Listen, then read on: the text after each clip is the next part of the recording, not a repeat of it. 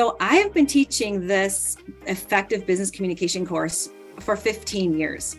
When I first came into this course, what I expected is not what I experienced.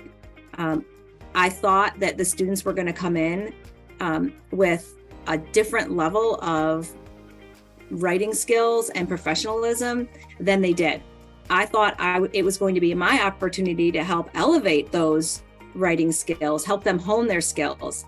Instead, I saw this list that you see here: sentence structure errors, misused words and spelling errors, content that lacked clarity and was unorganized, and the list goes on and on.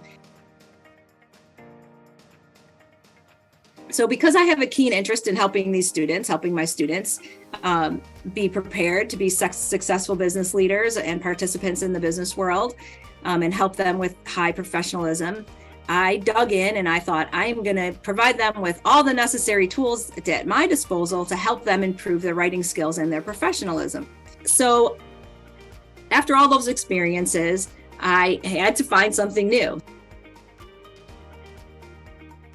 So when I heard about Kritik, I decided to give it a try because it does have that anonymous feature that Kritik pointed out. And what I found was students did not think that Kritik was a heavy lift. They really viewed it as part of their everyday kind of social media usage. They were very used to this type of platform where they go on and read and then they just check boxes. I shouldn't say just check boxes, but you'll see as we move through this how they evaluate using scales and they click on different boxes, and then they do have to write some feedback, but they're very comfortable with that. So peer feedback, as you know, is a formative assessment method. Research shows that it's very effective. Peer assessment is very effective when the instructors and peer feedback are used together. And that's how I used it. I still maintained my own personal grading of the students' work within my LMS, and students did the peer assessment on the side.